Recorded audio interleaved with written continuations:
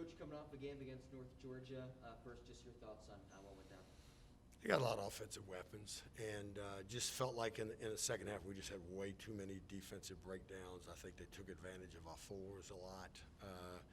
You know, it's just with us depth-wise, with Malia out and Hannah's inexperienced, then all of a sudden we don't have another big body to combat people that play too. So I think they took advantage of that, and then if you make a mistake, they're gonna make a three. And it's kind of pick your poison, you know. Are you going to help on Sutton? Well, if you do, she's one of the best passers in the league, and she's going to kick it back out to somebody, and they're going to knock down the three. So really good second quarter. Loved our aggressiveness, and I thought that was it, and I thought we were in tuned, and then we just had way too many breakdowns in the second half, and you throw on top of that, we struggled to score in the second half and make a shot. It makes for a 52-19 second half. You mentioned that strong second quarter. What do you think changed between that quarter and then 3 and 4? I don't know. I'd be a millionaire if I knew. You know, I did feel like we got the ball to Gabby quite a bit in that second quarter and got her some opportunities. You know, and we did some in the third quarter too. But you know, with foul trouble and running them in and out, you know, this team.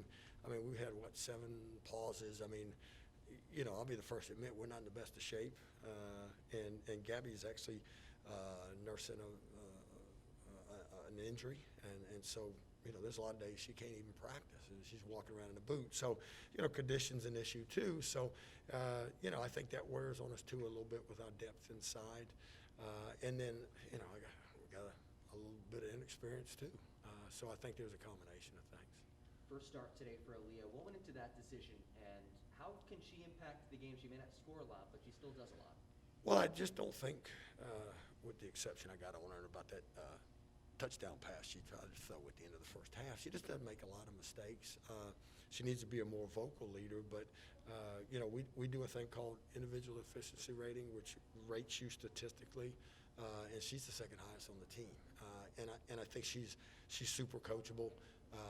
She buys into what we're trying to do, so we felt like putting her in the starting lineup would be a good move, and you know she plays hard and does what she can to help the team. We saw more of the 2 forward look today with both Diamond and Gabby on the floor together. How do you feel like they mesh together around the court at the same time? Yeah, I think it's a good combination because it gives us a little bit of size and the size of score over, particularly when people are trying to take advantage and post their fours, which you know with that high-low stuff North Georgia does, that's what they try to do. You know, maybe probably helps our rebounding just a little bit. You know, one of the reasons we haven't done more of that is because when those two get tired collectively, where do we go? Number one, with depth, and the other reason is most people are playing 4 perimeters, and it just trying to guard all the perimeter stuff with one of them would be very difficult. A lot of times a final score like this, you don't walk away saying we're kind of close to that team, but at the same time, the second quarter, does that give you some maybe positive energy in the sense of we can play with them if we just execute? I wish the second quarter had occurred in the fourth quarter, kind of. You know what I'm saying? I mean, yeah, I did. We had some momentum going in at halftime, and then actually I think we took the lead a couple times in the third quarter. And then, but you look at that team. That's a, you know, that's a well-coached team. It's an experienced team. They've got 2 probably first-team all-conference players. And then they put a lot of shooters around that. They're a good basketball team. But I did tell the girls that's what we need every quarter is what we had in the second quarter with that term in terms of the level of aggressiveness, and I think dialed into what we're trying to do. And turnovers, I want to say it was 18-14. You guys had 18, but the points off turnovers I think was 25-8. I